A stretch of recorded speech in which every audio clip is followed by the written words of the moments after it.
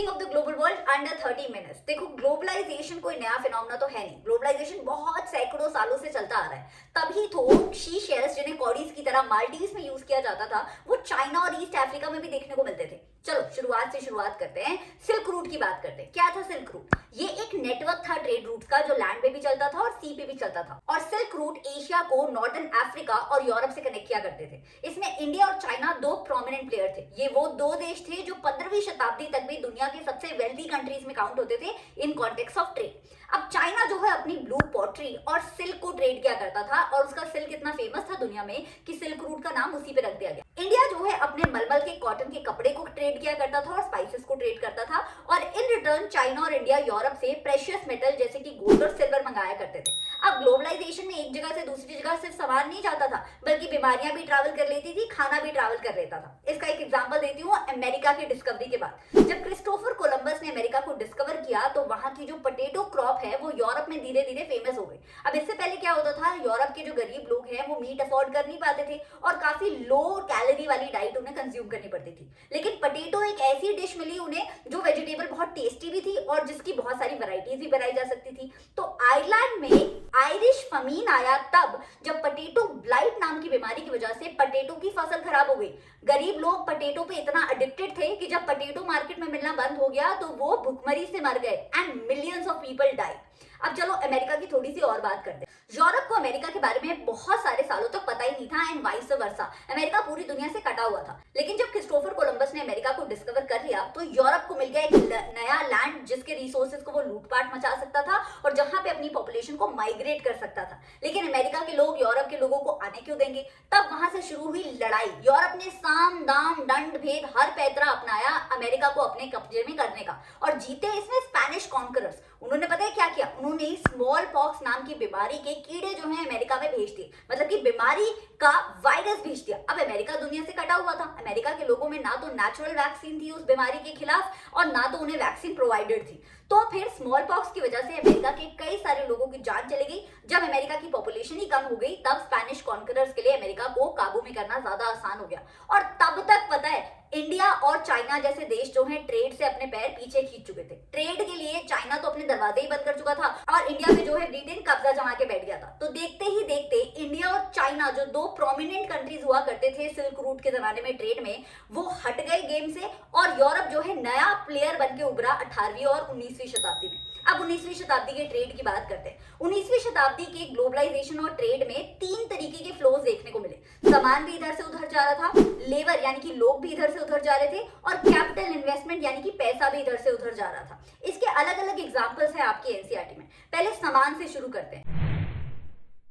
देखो भाई, ब्रिटेन के जो फार्मर्स हैं वो नहीं चाहते थे कि बाहर के देशों से सस्ता खाना उनके देश में आए, तो लेकिन आ तो रहा था क्योंकि ब्रिटेन में इंडस्ट्रियलाइजेशन चल रहा था। तो उन्होंने सरकार पे दबाव डाला कि आप जो है कॉर्न लॉज बनाएं, कॉर्न, बार्ले, अलग अलग सीरियल्स जो बाकी देशों से आते रहते हैं सस्ते दाम पे और हमारे फार्मर्स को नुकसान होता है, वो बंद करवाइए। ब्रिटेन ने बना दिए, ब्रिटेन ने कॉर्न लॉज बना दिए। तब इंडस्ट्रियलिस्ट ने सरकार को तंग करना शुरू कर दिया कि भाई आपने ये कौन से लॉज बना दिए हैं, हमारा अच्छा खासा जो रॉ मटेरियल बाहर जा रहा था सस्ते दाम में, अब हमें यूरोप में से लेना पड़ रहा है जो महंगा पड़ रहा है। तो फिर ब्रिटेन ने कॉर्न लॉज को फिर से रिपील कर दिया, मतलब कि फिर से हटा दिया। तो ये थे कॉर्न लॉज, बनाए गए थे फार्मर्स के हित में और हटाए गए थे इंडस्ट्रियलिस्ट के हित में। और देखते ही देखते खाना जो है ऑस्ट्रेलिया, अमेरिका, इंडिया हर जगह से आने लगा और ब्रिटेन की प्लेट जो है ग्लोबलाइज प्लेट होने लग गई, क्योंकि खाना तो हर जगह से आ रहा था और लोग भी जाने लग गए। क्योंकि ब्रिटेन के बड़े बड़े देशों ने ना छोटे छोटे कॉन्टिनेंट्स पे कब्जा किया हुआ था, जैसे कि उसने अमेरिका पे भी कब्जा किया हुआ था, इंडिया पे भी कब्जा किया हुआ था, कई सारे देशों पे और कॉन्टिनेंट पे कब्जा किया हुआ था। तो इन देशों में वो लोग प्लांटेशन किया करते थे और प्लांटेशन के लिए लेबर की जरूरत होती थी। तो ब्रिटेन के वो फार्मर्स जो बाहर से खाना आने की वजह से जॉबलेस हो गए थे, वो लोग लेबर की तलाश में माइग्रेट भी किया करते थे अमेरिका, ऑस्ट्रेलिया और बाकी देशों में, राइट। तो लोगों का माइग्रेशन भी हो रहा था और खाने का माइग्रेशन भी हो रहा था। खाना यूरोप में आ रहा था, लोग यूरोप से जा रहे थे। ब्रिटेन ने इंडिया पे कब्जा जमाया हुआ था। अब इंडिया में तो कृषि होती है और ब्रिटेन में इंडस्ट्रियलाइजेशन चल रहा था। तो ऐसी क्रॉप्स जो ब्रिटेन को अपने इंडस्ट्रियलाइजेशन के लिए चाहिए होती थी, जैसे कि कॉटन, जैसे कि इंडिगो, ऐसी क्रॉप्स का प्रोडक्शन वो इंडिया में बढ़ाने की कोशिश कर रहे थे ताकि सारा सामान जो है लेके ब्रिटेन के इंडस्ट्रियलाइजेशन को फंड कर सके, राइट। इसी के लिए उन्होंने भारत में बनाई कनाल कॉलोनीज, यानी कि भारत में वैसे तो काफी फर्टिलिटी है, लेकिन कुछ एरियाज है जो थोड़े से ड्राई हैं, जैसे कि पंजाब का कुछ एरिया थोड़ा सा ड्राई है, राजस्थान का काफी एरिया ड्राई है, गुजरात का थोड़ा सा एरिया ड्राई है। इन सारे एरियाज में ब्रिटेन ने कनाल बनानी शुरू की ताकि पानी जो है फर्टाइल पार्ट से ड्राई पार्ट्स में पहुंच सके और खेती पूरे इंडिया में समान तरीके से हो सके और फायदा हो सके किसे? ब्रिटेन को। हमें लगता है कि ब्रिटेन ने जो टेक्नोलॉजी बनाई, जो टेलीफोन बनाया, जो रेलवे बनाया, उसने इंडिया का कितना उद्धार किया। ऐसा कुछ है नहीं, उन्होंने सब कुछ अपने फायदे के लिए किया। एग्जाम्पल बताती हूँ रेफ्रिजरेटेड शिप्स का। देखो, यूरोप में पॉपुलेशन बहुत ज्यादा थी, और पॉपुलेशन ऐसा भी नहीं है यूरोप में कि सारे अमीर लोग हुआ करते थे, ज्यादातर गरीब लोग हुआ करते थे, और गरीब लोग जो है मीट अफोर्ड नहीं कर पाते थे। मीट की अवेलेबिलिटी ही नहीं होती थी इतनी कि सारे लोगों को मिल पाए, राइट? तो मीट भी जो है बाहर से मंगाना पड़ता था। अब पहले टेक्नोलॉजी नहीं थी, तो 18वीं शताब्दी में यूरोप मीट जो है अफ्रीका या अमेरिका से मंगाता था, तो पूरे पूरे एनिमल्स को शिप में मंगाता था और उन एनिमल्स को स्लॉटर किया जाता था यूरोप में आके। अब एनिमल्स जो है काफी जगह लेते हैं, एक पूरा लाइव एनिमल आएगा तो शिप में काफी जगह लेगा, और वो एनिमल हो सकता है कि रास्ते में ही मर जाए या उसे बीमारी लग जाए, उसका मीट जो है खाने लायक ना बचे, राइट? तो ये सारी प्रॉब्लम्स थी। इन्हीं सारी प्रॉब्लम्स को सॉल्व करने के लिए Europe came up with a technological idea, refrigerated ships का, यानी कि उन्होंने ऐसी शिप्स बनाई जिसके अंदर ही फ्रिज लगा हुआ होता था। तो अब वो अफ्रीका या ऑस्ट्रेलिया या अमेरिका से लाइव एनिमल्स कैरी नहीं करते थे मीट की प्रोडक्शन के लिए, बल्कि वो स्लॉटर्ड एनिमल्स यानी कि मीट ही कैरी करते थे। अब भाई शिप में ही फ्रिज था तो फ्रोजन मीट की तरह वो यूरोप आ जाता था, मीट की रिक्वायरमेंट भी पूरी हो जाती थी, मीट की अवेलेबिलिटी बढ़ गई थी तो मीट सस्ते दाम में भी मिल जाता था, और यूरोप के गरीब लोग भी इसी तरीके से मीट को अफोर्ड कर पाते थे। तो इन सारे एग्जांपल से आपको इतना तो समझ आ गया होगा कि ग्लोबलाइजेशन के 18वीं और 19वीं शताब्दी में दो पहलू थे। एक पहलू था जहां यूरोप के बड़े बड़े देशों को फायदा हो रहा था, दूसरा पहलू था जहां इंडिया और अफ्रीका जैसे देशों को नुकसान हो रहा था। चलो अफ्रीका की बात डिटेल में करते हैं। अफ्रीका तो एक ऐसा कॉन्टिनेंट था जो रिसोर्सेज के मामले में बहुत ज्यादा रिच हुआ करता था, और यूरोप के ये देश अफ्रीका पे नजर गड़ा के बैठे रहते थे। जो ये बिग यूरोपियन पावर्स थे ना, जैसे कि स्पेन, जैसे कि फ्रांस, जैसे कि ब्रिटेन, इन सारे देशों ने अफ्रीका का बंटवारा कर दिया। अफ्रीका को पिज्जा समझ के बर्लिन में बैठ के 1885 में एक मीटिंग की और बांट लिया कि ये वाला पार्ट तेरा है, ये वाला पार्ट मेरा है। भाई अफ्रीका तुम्हारा कब से हो गया, तो चलो कोई नहीं। और फिर अफ्रीका को अपने कब्जे में करने के लिए इन्होंने फिर से साम दाम दंड भेद लगाया। ये कहानी है रिंडरपेस्ट की। देखो, अफ्रीका के लोग लाइवलीहुड के लिए खेती बाड़ी और एनिमल हर्डिंग पे डिपेंडेंट हुआ करते थे। उन्हें यूरोप के लोगों की तरह कंज्यूमरिज्म की आदत नहीं थी, उन्हें पैसे की आदत नहीं थी। लेकिन यूरोप तो चाहता था, स्पेशली ब्रिटेन तो चाहता था कि अफ्रीका पे कब्जा जमाया जाए। कब्जा जमाने के लिए आपको मजबूरी क्रिएट करनी पड़ेगी। इसीलिए यूरोप ने कई सारे पैतरे लगाए। पैतरा नंबर 1, अफ्रीका के लैंड राइट्स में बदलाव कर दिया। देखो, एक पिता की जो प्रॉपर्टी होती है या माता की जो प्रॉपर्टी होती है वो अपने बच्चों में इक्वली डिवाइडेड होती है, लेकिन यूरोप के लोगों ने अफ्रीका में जाके वहां पे कब्जा जमाया और वहां पे एक नया रूल बना दिया कि अगर जो भी एंसेस्ट्रल प्रॉपर्टी है वो किसी एक ही बच्चे को दिए जा सकती है, बाकी जो आपके बच्चे हैं उन्हें काम करना पड़ेगा, क्योंकि पैसे आने के लिए कुछ तो जरिया होना चाहिए ना, राइट? सेकंड, टैक्स लगा दिया। इससे पहले अफ्रीका में पैसे का कॉन्सेप्ट नहीं था, लेकिन अब यूरोप के लोगों ने जाके वहां पे टैक्स लगाना शुरू कर दिया, एनिमल पे, लैंड पे। अब टैक्स के लिए पैसा कमाना पड़ेगा, तो लोगों की एक और मजबूरी हो गई। तीसरा पॉइंट, रिंडरपेस्ट। जब कोई भी पैतरा नहीं चला तो अफ्रीका का लाइवलीहुड यानी कि एनिमल हर्डिंग को खत्म करने के लिए रिंडरपेस्ट नाम की कैटल की बीमारी अफ्रीका में पहुंचाई गई। बोला कि हम तो बस ऐसे ही एनिमल पहुंचा रहे हैं क्योंकि यूरोप के लोग जो सोल्जर्स जो वहां काम कर रहे हैं अफ्रीका में, उन्हें खाना चाहिए, पर वो खाना नहीं था, वो ऐसी बीमारी वाली गाय थी जिसने अफ्रीका में जाके अफ्रीका की अच्छी खासी हेल्दी कैटल को बीमारियां फैला दी। और देखते ही देखते 5 सालों के अंदर 90% से ऊपर अफ्रीकन कैटल जो है समाप्त हो गई। अब जो लोगों का लाइवलीहुड ही नहीं बचा तो उन्हें यूरोप के लोगों के लिए प्लांटेशन वर्कर और माइनिंग वर्कर बना पड़ा, और ऐसे ही हुआ अफ्रीका कोलोनाइज जोर जबरदस्ती से। चलो अब इंडिया की बात करते हैं। Indentured labours, they actually are bonded labours. आप एक वर्कर को अगर एक कॉन्ट्रैक्ट के बेसिस पे हायर कर रहे हो और उस कॉन्ट्रैक्ट के टाइम पीरियड में आप उससे कोई भी काम करा रहे हो और उसकी कोई फ्री विल नहीं है, तो आप उसे इंडेंचर्ड लेबर बोल सकते हो। देखो, ब्रिटेन जैसे पावरफुल देशों की बहुत सारी कॉलोनीज थी, इंडिया एक अकेला नहीं था। कैरेबियन आइलैंड, मॉरिशस, फिजीज, ये सब कुछ ब्रिटेन की कॉलोनीज थी, और यहाँ पे ब्रिटेन प्लांटेशन करता था, अपने इंडस्ट्रियलाइजेशन को फंड करता था, और प्लांटेशन के लिए जो वर्कर्स चाहिए होते थे वो यूरोप से नहीं आते थे, ब्रिटेन से नहीं आते थे, वो इंडिया और चाइना जैसे देशों से जाते थे, और इन्हीं को बोला जाता था इंडेंचर्ड लेबर्स। कुछ लोग तो अपनी इच्छा से चले जाते थे क्योंकि उनके पास भारत में काम नहीं था, लेकिन कुछ लोगों को उल्लू बना के इंडेंचर्ड लेबर की तरह से मॉरिशस या फीजी भेजा जाता था। ये काम करवाया जाता था एजेंट्स के थ्रू। कुछ इंडिया के ही लोग हुआ करते थे जो ब्रिटिश गवर्नमेंट के लिए एजेंट की तरह काम करते थे, कमीशन मिलता था उन्हें। वो कभी कभी झूठे वादे भी करते थे लोगों को बोलते थे बाहर जाके काम करोगे, विदेश में काम करोगे, काम बहुत अच्छा है, लेकिन काम एक्चुअली अच्छा नहीं हुआ करता था। उन्हें तो बॉन्डेड लेबर बनाया जाता था। फिर भारत के जो लोग इंडेंचर्ड लेबर बन के कैरेबियन आइलैंड से फीजी पहुंचते थे, वहां पे जाके जब राज खुलता था कि उनके साथ तो धोखा हुआ है, तब वो भागने की कोशिश किया करते थे। भागने में कभी कभी कामयाब होते थे, कभी कभी नहीं होते थे। नहीं कामयाब होते थे तो ईस्ट इंडिया कंपनी के ऑफिशियल्स वहां से उन्हें पकड़ के लाते थे, पिटाई लगाते थे, फिर से वहीं पे उन्हें इंडेंचर्ड लेबर की तरह काम कराना शुरू कर देते थे। इसीलिए लोगों ने कोपिंग मैकेनिज्म ढूंढ लिए अपना दिल लगाने के लिए कॉलोनीज के अंदर, और ये कोपिंग मैकेनिज्म बहुत ही इंटरेस्टिंग है। तो लोगों ने रास्ता फेरिनिज्म जैसे लिबरल धर्मों को जन्म दिया। लोगों ने जो है हुसैन कल्चर डेवलप किया, मुहर्रम को हुसैन प्रोसेशन कन्वर्ट कर दिया। लोगों ने चटनी म्यूजिक बनाया, लोगों ने नया नया कल्चर फ्यूजन किया, और ये सब कुछ करके उन्होंने अपनी वहां पे लाइफ को बेटर बनाने की कोशिश की। कुछ लोग तो वहीं पे बस गए, और कुछ लोग जो है जब उनका कॉन्ट्रैक्ट पूरा हो गया तो वो भारत वापस आ गए। जो लोग वहीं बस गए आज वो वहीं के सिटीजन्स हैं। इसी पे Nobel prize winner V S Naipaul ने एक किताब भी लिखी है, कभी मन करे तो आप पढ़ सकते हैं। लेकिन कई सारे दशकों के बाद भी हमारे इन इंडियन भाई बहन जो बाद में कैरेबियन आइलैंड जैसी जगहों पे सिचुएटेड थे, उन्हें कूलीज कह के बुलाया जाता था। That was very very derogatory. देखो, ईस्ट इंडिया कंपनी और ब्रिटेन से हमने काफी कुछ सीखा। कई लोग थे जैसे शिकारीपुरी श्रॉफ, नट्टू कोटई चेट्टियार, ये लोग इंडियन बैंकर्स बन गए। ये यूरोप के बैंक से पैसे उधार लेते थे, यानी कि लोन लेते थे। उस लोन के पैसे को बाद में जाके बाकी लोगों को लोन दिया करते थे हाई रेट ऑफ इंटरेस्ट से, और बीच का जो मार्जिन था उससे पैसे कमाते थे। कई लोग तो ब्रिटेन से भी 4 कदम आगे निकले। उन्होंने यूरोपियन कॉलोनीज के पोर्ट्स पे अपनी दुकानें लगाना शुरू कर दी, जहां वो टूरिस्ट को छोटे छोटे आर्टिफैक्ट्स या चीजें बना के बेचा करते थे, और इसी से इंडियन एंटरप्रेन्योर्स को हुआ फायदा।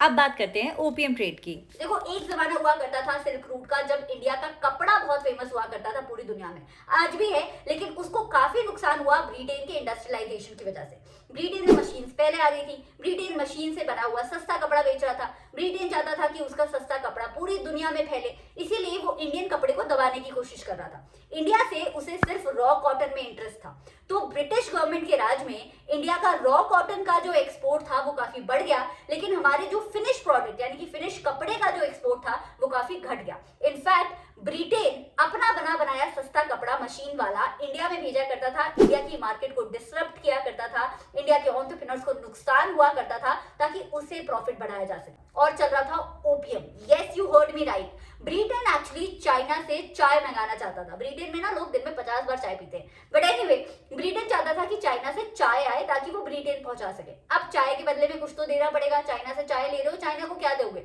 चाइना को चाहिए था ओपीएम। तो भारत में ओपीएम की खेती कराई जाती थी। भारत के उस ओपीएम को यूज करके चाइना से चाय मंगवाई जाती थी। चाय जाती थी ब्रिटेन, ओपीएम जाता था चाइना। इसी को बोला जाता है triangular opium trade between Britain, India and China. इससे ब्रिटेन को बहुत फायदा हुआ। ब्रिटेन का जो एक्सपोर्ट था, यानी कि जो सामान हमें बेचा करता था, इंडिया को बेचा करता था, वो ब्रिटेन के खरीदे हुए सामान, इंडिया से इंपोर्ट किए हुए सामान से काफी ज्यादा था। इसी को बोला जाता है ट्रेड सरप्लस। इसी ट्रेड सरप्लस को ब्रिटेन यूज करता था 3 चीजों के लिए। एक, इंडिया के होम चार्जेस को पे करता था, मतलब ब्रिटेन की ईस्ट इंडिया कंपनी के ऑफिशियल्स जो इंडिया में काम किया करते थे, उनकी तनख्वाह कहां से आएगी? वो इसी ट्रेड सरप्लस से आती थी। दूसरा, ब्रिटेन जो बाकी देशों के साथ ट्रेड करता था, जैसे चाइना से चाय पत्ती मंगा ली, इस तरीके के ट्रेड को पाटने के लिए वो जो पैसे हैं वो हमारे ट्रेड सरप्लस से यूज किया करता था, मतलब अपने ट्रेड सरप्लस से। नंबर 3, वो अपना डेवलपमेंट, ब्रिटेन में जो इतनी बड़ी बड़ी बिल्डिंग्स बन रही थी, इंफ्रास्ट्रक्चर बन रहा था, वो भी वो ट्रेड सरप्लस से आ रहा था। 1914 से लेके 1918 तक फर्स्ट वर्ल्ड वॉर चली। जब फर्स्ट वर्ल्ड वॉर शुरू हुई थी तो लोगों को लगा था 2-3 महीने में क्रिसमस तक खत्म हो जाएगी, लेकिन 4 साल तक ये लड़ाई चलती रही, और इसमें पहली बार मॉडर्न इक्विपमेंट्स का यूज किया जा रहा था, जैसे कि टैंक, गोला बारूद, ऑल ऑफ दैट। इसमें 2 मेजर खेमे थे। एक का नाम था सेंट्रल पावर, जिसमें आता था Germany, Austro Hungary and Ottoman empire, जिसे प्रेजेंट डे टर्की बोला जाता है। दूसरा खेमा था आपका एलाइड पावर्स का, जिसमें आता था फ्रांस, ब्रिटेन और रशिया, और 1917 में यूएसए ने भी उसमें एंट्री मार दी थी। फर्स्ट वर्ल्ड वॉर जैसी वॉर दुनिया ने आज तक देखी ही नहीं थी। फर्स्ट वर्ल्ड वॉर के टाइम पे यूरोप की इकोनॉमी में काफी सारे चेंज हुए। नंबर 1, जो भी इंडस्ट्रीज थी यूरोप की वो वॉर से रिलेटेड सामान बनाने लग गई, जैसे कि बैग्स, जैसे कि सोल्जर्स की dress, uniform, all of that. तो बाकी सारा प्रोडक्शन रुक गया। नंबर 2, जितने भी आदमी थे यूरोप के जो एबल्ड बॉडीज थे वो चले गए सोल्जर बन के यूरोप की तरफ से लड़ने। तो घर पे औरतों के ऊपर सारा भार आ गया, घर को संभालने का, बच्चों को संभालने का और बाहर जाके काम करने का। तो विमेन वर्कर्स बढ़ गए। नंबर 3, जान मान का खतरा। कम से कम 9 मिलियन लोगों की जान गई फर्स्ट वर्ल्ड वॉर में और 20 मिलियन लोग इंजर्ड हो गए। और पता है जब इतना सारा डैमेज होता है ना तो कौन जीता कौन हारा उससे फर्क नहीं पड़ता है, सारे के सारे देश को रिकवरी के लिए पैसा चाहिए था। अब क्योंकि यूएसए ने 1917 में लड़ाई में एंट्री मारी थी, उसका ज्यादा पैसा खर्च हुआ नहीं था। तो यूएसए एक ऐसे देश हुआ करता था जो यूरोप के देशों से डेवलपमेंट में काफी पीछे था फर्स्ट वर्ल्ड वॉर से पहले। लेकिन फर्स्ट वर्ल्ड वॉर की वजह से अमेरिका जो इंटरनेशनल डेटर हुआ करता था, यानी कि बाकी देशों से कर्जा लिया करता था, वो इंटरनेशनल क्रेडिटर बन गया, यानी कि कर्जा देने लग गया। और यूरोप के बहुत सारे देश जैसे कि जर्मनी को अमेरिका ने कर्जा दे दे के रिकंस्ट्रक्शन और डेवलपमेंट का काम करवाया। देखो ब्रिटेन का बहुत नुकसान हुआ, चारों तरफ से ब्रिटेन का नुकसान हुआ। पहली बात तो घर टूटा, आपका इंफ्रास्ट्रक्चर टूटा, रेलवे टूटी, बिल्डिंग्स टूटे, जान मान का खतरा हुआ, लेबर चली गई आपकी सारी, इंडस्ट्रीज चली गई आपकी सारी, तो ये खर्चा हुआ। दूसरा, अब आपके ऊपर जो कर्जा चढ़ गया था, अमेरिका से जो आपने कर्जा लिया था, वो जो कर्जा चढ़ गया था वो कर्जा भी निपटाना था आपको। तीसरा पॉइंट ये है कि इनका एक्सपोर्ट खत्म हो गया। भाई जब आप जो है लड़ाई से रिलेटेड सामान बनाने में बिजी थे, जब आप वॉर के लिए प्रोडक्शन करने में बिजी थे, पीछे से इंडिया का मार्केट इंडिया के लोगों ने कैप्चर कर लिया और जापान का मार्केट जापान के लोगों ने कैप्चर कर लिया। अब इतना सारा कर्जा जो ब्रिटेन में चढ़ा था, ब्रिटेन को लगा चलो कोई नहीं, अपने एग्रीकल्चर को बूम करते हैं, एग्रीकल्चर से पैसा कमाएंगे। ऐसे और भी बहुत सारे देश थे। देखो फर्स्ट वर्ल्ड वॉर से पहले व्हीट का जो प्रोडक्शन है वो मेजरली यूरोप के हाथ में हुआ करता था। लेकिन फर्स्ट वर्ल्ड वॉर के टाइम पे ब्रिटेन के जो फार्मर हैं या यूरोप के जो फार्मर्स हैं वो तो लड़ाई लड़ने में बिजी थे, सोल्जर बनने में बिजी थे। तो व्हीट का प्रोडक्शन या बाकी सीरियल्स का प्रोडक्शन इंडिया, ऑस्ट्रेलिया ऐसे देशों के हाथ में चला गया था। अब जब वॉर खत्म हो गई तो ब्रिटेन जैसे यूरोपियन कंट्रीज ने सोचा कि चलो व्हीट प्रोड्यूस करते हैं, एग्रीकल्चर प्रोड्यूस करते हैं, इससे तो फायदा होगा। लेकिन इसी की वजह से दुनिया में हो गया एग्रीकल्चरल सरप्लस, यानी कि खाने वाले कम और पैदा करने वाले ज्यादा, है ना। तो खाना ज्यादा प्रोड्यूस हो रहा था, यूरोप भी प्रोड्यूस कर रहा था, इंडिया भी कर रहा था, ऑस्ट्रेलिया भी कर रहा था, अमेरिका भी कर रहा था, और दुनिया में एग्रीकल्चर के प्रोडक्ट्स के प्राइसेस गिरते जा रहे थे। भाई ये तो यूनिवर्सल इकोनॉमिक्स का लॉ है कि जो भी चीज का प्रोडक्शन ज्यादा होता है, अवेलेबिलिटी ज्यादा होती है, उसके प्राइसेस कम होते हैं ना। अब आते हैं अमेरिका पे। देखो अमेरिका की चांदी हुई थी, अमेरिका बना था इंटरनेशनल क्रेडिटर। अब इंटरनेशनल क्रेडिटर के पास एक और फायदेमंद चीज आ गई थी, वो था मास प्रोडक्शन। हेनरी फोर्ड की वजह से, फोर्ड मोटर्स के फाउंडर हेनरी फोर्ड ने असेंबली लाइन स्ट्रक्चर स्टैब्लिश किया। इससे पहले क्या होता था, एक फैक्ट्री के अंदर एक वर्कर जो है असेंबल भी करता था, प्रोड्यूस भी करता था, मैन्युफैक्चर भी करता था, पैकेजिंग भी करता था, लेबलिंग भी करता था। अब हेनरी फोर्ड ने बोला एक वर्कर एक ही काम करेगा। असेंबली लाइन होगी भाई, पूरी कन्वेयर बेल्ट होगी, कन्वेयर बेल्ट पे प्रोडक्ट आता रहेगा, खड़े रहो अपनी जगह पे, जो आपका काम है पूरा दिन वही करो ताकि आपकी एफिशिएंसी भी बढ़ जाए। और कन्वेयर बेल्ट पे सामान आ रहा है, आप अपना काम नहीं करोगे तो आगे वाले को काम करना पड़ेगा, वो आपको डांटेगा, तो आप अब गॉसिप भी नहीं कर सकते। पहले क्या होता था कि लोग बीच में ब्रेक ले लेते थे, हाँ आते हैं फिर करेंगे काम। अभी कन्वेयर बेल्ट चलती जा रही है तो आपको लगातार काम करना पड़ेगा। इसी असेंबली लाइन स्ट्रक्चर से हेनरी फोर्ड का प्रोडक्शन बहुत ही बढ़ गया और देखते ही देखते फोर्ड मोटर्स ने बहुत फायदा कमा लिया। वर्कर्स को डबल पेमेंट भी दी गई ताकि वर्कर्स ज्यादा मोटिवेटेड हो हेनरी फोर्ड के असेंबली लाइन स्ट्रक्चर में काम करने के लिए। और बाकी दुनिया के इंडस्ट्रियलिस्ट को, अमेरिका के और यूरोप के इंडस्ट्रियलिस्ट को असेंबली लाइन स्ट्रक्चर बहुत ही पसंद आया। उन लोगों ने भी इसे अपनी अपनी कंपनीज में कॉपी किया और इसी से हो गया इंडस्ट्रियलाइजेशन में बूम। मास प्रोड्यूस हो रही थी चीजें, जहां दिन में 20 चीजें बनती थी अब दिन में 150 चीजें बन जा रही थी। और इसी की वजह से लोग ज्यादा खरीद भी रहे थे और दुनिया में ज्यादा से ज्यादा चीजें देखने को भी मिल रही थी। और इसी के साथ अमेरिका में एक और चीज हुई, उसे बोला जाता है ईएमआई पे खरीदना। पहले पूरे पैसे देके सामान खरीदना पड़ता था। अब अमेरिका में इंडस्ट्रियलिस्ट ने क्या किया, दुकान वालों ने, शॉपकीपर्स ने क्या किया कि ईएमआई पे यानी कि किश्तों पे सामान देना शुरू कर दिया कि आप अभी ले लो, पेमेंट जो है आप छोटी छोटी इंस्टॉलमेंट में करते रहना। इसी से लोगों ने फ्रिज खरीदा, एसी खरीदा, टीवी खरीदा, इतना सारा सामान खरीदा कि देखते ही देखते स्टैंडर्ड ऑफ लिविंग यूरोप में और अमेरिका में लोगों का बहुत बढ़ गया और मास कंजम्पशन और मास प्रोडक्शन का एक नया एरा चालू हुआ। लेकिन ये बहुत शॉर्ट लिव था। 10-1 साल के अंदर, फर्स्ट वर्ल्ड वॉर के बाद 10-1 साल के अंदर मास प्रोडक्शन ने बहुत ही ज्यादा गरीबी ला दी यूरोप और अमेरिका में और वहीं से शुरू हुआ ग्रेट इकोनॉमिक डिप्रेशन।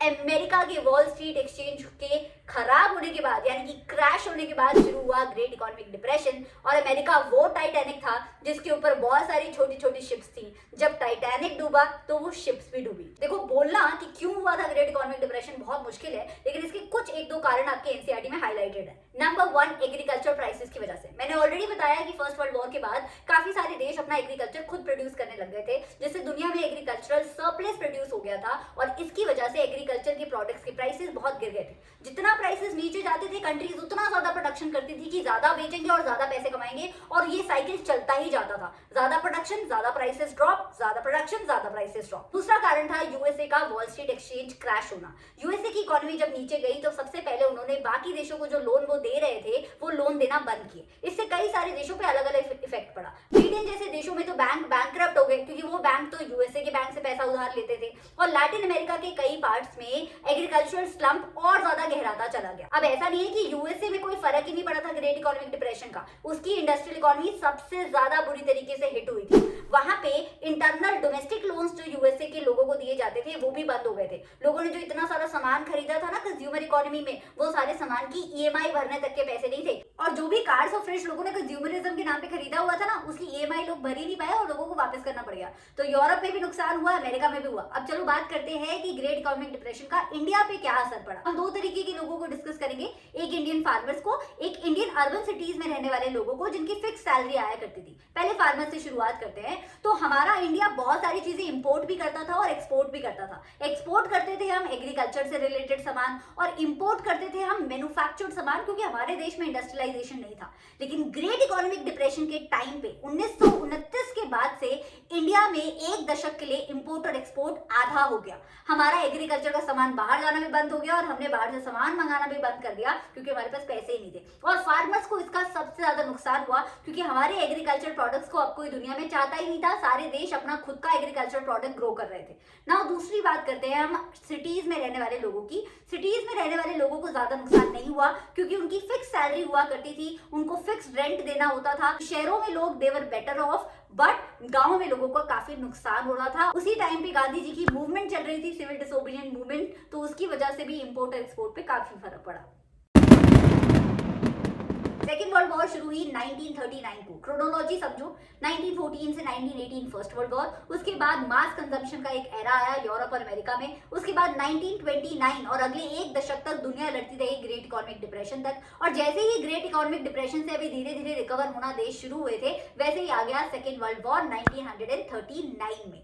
1939 में स्टार्ट हुआ ये वर्ल्ड वॉर, सेकेंड विश्व युद्ध 1945 तक चला, यानी कि 6 सालों तक चला। और इसमें भी दो मेजर खेमे थे, एक का नाम था एक्सेस पावर्स और एक का नाम था आपका एलाइड पावर। एलाइड पावर में आपका यूएसए था, एक्सेस पावर में जर्मनी था मेजर कंट्री में। एक्सेस पावर इसमें भी हार गए, हिटलर की हार हुई थी, यूएसए जीता था। लेकिन जो भी जीता, जो भी हारा, उससे हमें मतलब नहीं है। हमें मतलब है कि कितना ज्यादा नुकसान हुआ इस लड़ाई में। दुनिया की 3% पॉपुलेशन मारी गई। और पता है, unlike first world war, second विश्व युद्ध में लोग घर बैठे मारे गए थे, क्योंकि एरियल बॉम्बिंग हो रही थी, हवा से बम छेड़े जा रहे थे। तो घर में टीवी देखते देखते लोगों की मौत हो रही थी। सोल्जर्स की तो जो लड़ाई करते करते हो रही थी वो अलग, राइट। तो जब सेकेंड वर्ल्ड वॉर खत्म हुआ तो एक मेजर चेंज आया दुनिया में। दो पावर ब्लॉक बने, एक यूएसए मिलिट्री पावर के साथ और इकोनॉमिक पावर के साथ उभरा एक पावरफुल देश बनके, दूसरा यूएसए। इसी को आप कोल्ड वॉर के नाम से जानते होंगे। लेकिन हमें कोल्ड वॉर में नहीं पढ़ना है, हमें पढ़ना है कि सेकेंड विश्व युद्ध के बाद दुनिया ने अपना रिकंस्ट्रक्शन कैसे किया, इकोनॉमिक डेवलपमेंट कैसे किया।